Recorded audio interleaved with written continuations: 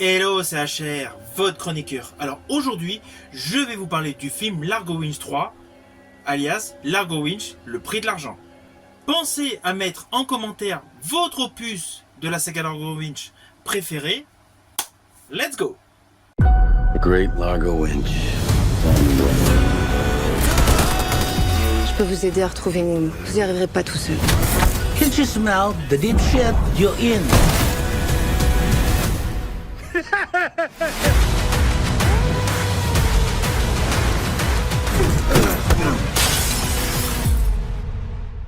Alors tout d'abord, avant d'aller plus loin dans ma vidéo, j'espère que vous passez de bonnes vacances pour ceux qui sont en vacances. Surtout, pensez à vous reposer, et quoi de mieux pour vous détendre qu'un bon film. Et justement, Largo Winch, le prix de l'argent, est un bon film. Alors oui, sur le fond, je fais partie de ceux qui sont amateurs de la BD de John Von Hamm. J'avais également apprécié les deux précédents opus de Largo Winch, deux opus qui étaient parfaitement orchestrés, avec un Thomas Sisley totalement cohérent, et dans ce troisième opus, justement, Thomas Sisley est de nouveau cohérent dans son interprétation.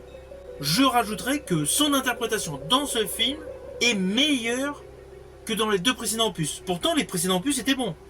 Mais son jeu d'acteur démontre une maturité supplémentaire dans ses compositions. Alors, je reviendrai sur l'acteur, que j'ai trouvé vraiment excellent dans ce film. Mais tout d'abord, voici le pitch de base. Alors, je vais faire extrêmement simple. Nous découvrons assez rapidement donc le personnage Largo Winch avec son fils adoptif, Noom. D'ailleurs, j'ai bien aimé l'entrée en matière. Il y a une vue aérienne, alors je pense que ça a dû être fait avec un drone. Nous voyons donc la marque W sur un emballage carton et l'installation d'un panneau photovoltaïque. On voit tout de suite la modernité du groupe Winch. Forcément, c'est adapté avec les technologies actuelles. C'est un petit détail en entrée en matière, mais en fait, ce film est blindé de petits détails techniques qui rajoute d'ailleurs une plus-value au film. Mais bon, nous retrouvons donc le personnage de Largo Winch avec son fils. Vous voyez dans la bande-annonce, son fils se fait enlever. Là, il y a une course-poursuite spectaculaire, hyper dynamique. De fil en aiguille, Largo Winch et son fils adoptif se retrouvent dans l'eau.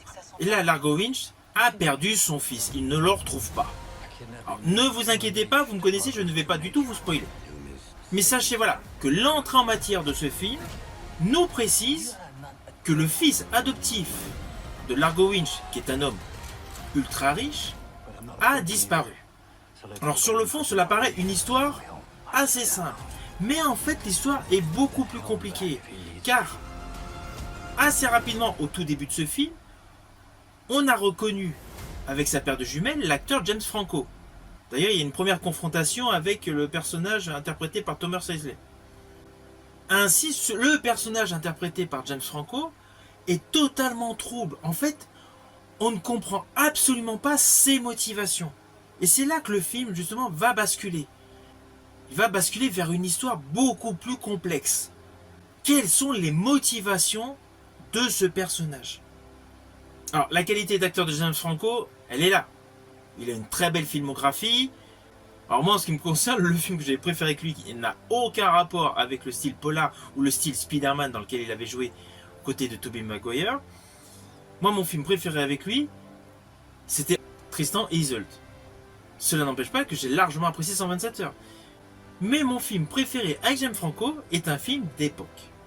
Ceci dit, dans ce film, une nouvelle fois, James Franco démontre un réel talent. Il a un rôle totalement antagoniste à tout ce qu'il a pu faire auparavant.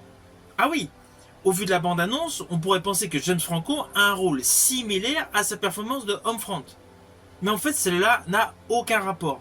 Son personnage est extrêmement ambigu. Les motivations, on les découvre dans la deuxième moitié du film. Et il a une particularité qu'on découvre dès le début du film. Il paraît invincible. Il ne ressent pas la douleur. Ce qui rajoute une particularité à cet adversaire qui du coup semble être un surhomme. En face de lui, le personnage Largo Winch, beaucoup plus axé sur les sentiments dans cet opus, est omnibulé par la disparition de son fils. Et forcément, avec tout l'argent qu'il a, il met tout en œuvre pour le retrouver.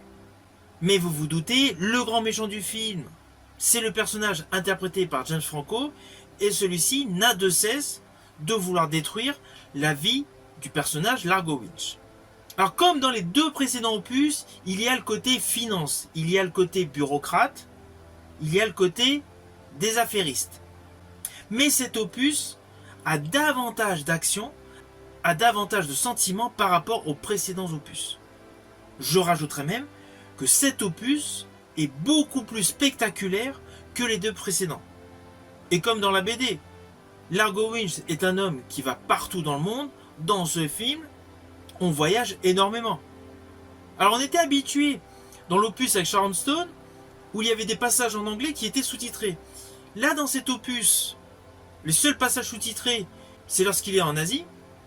Lorsqu'il était au Canada, dans le film, à un moment il est donc au Canada parce qu'il y a un problème avec l'affilié qui est au Québec. Là, il n'y a pas de sous-titrage, mais il y a l'accent québécois. Donc ça, c'est le petit côté qui fait un peu sourire, parce que l'accent québécois est assez cocasse.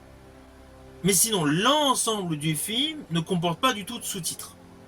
Alors, en dehors de l'excellente performance de Thomas Sisley, qui joue dans le physique et dans l'émotion, il y a un atout supplémentaire à ce film, c'est l'interprétation d'une jeune fille qui va faire équipe avec lui. Alors, je ne vais pas vous dire comment il la rencontre, etc.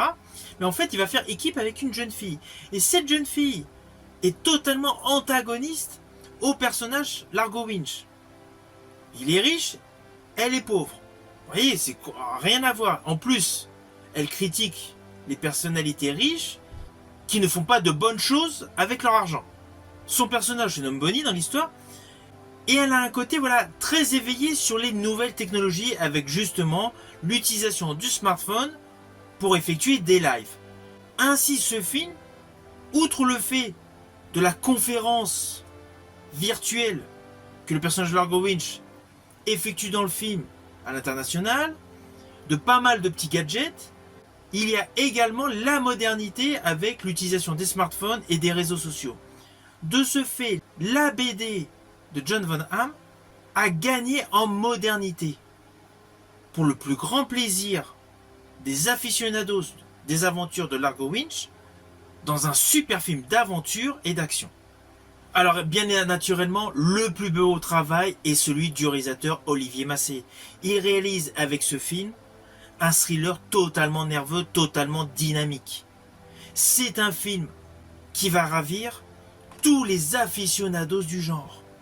Et cela fait plaisir de voir au cinéma un bon film d'aventure, un bon film d'action franco-belge. On n'a pas besoin d'une super production américaine pour avoir un bon divertissement au cinéma. Alors oui, j'apprécie les films américains, c'est évident. Mais cela fait toujours plaisir de voir un bon film franco-belge avec des acteurs de talent. Alors oui, James Franco n'est pas français, ok.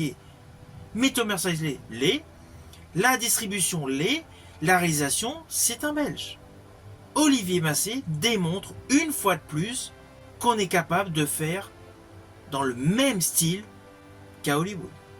Ah oui, j'ai une petite info. Au vu du final de ce film, je vous préviens, c'est obligé qu'il y ait un 4e opus. La fin de ce film va en surprendre plus d'un. So let's hope I didn't touch an artery. Oh, he'll hunt you down. The hell and back if he needs to.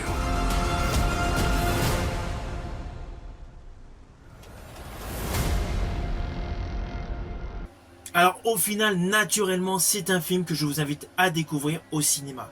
C'est vraiment un film qui vaut le coup. C'est un thriller qui est à voir et je rajouterai même, pour certains détails, à revoir. Si ma vidéo vous a plu, n'oubliez pas, petit pouce vers le haut, pensez au partage. Quant à moi, je vous dis à bientôt pour une prochaine vidéo.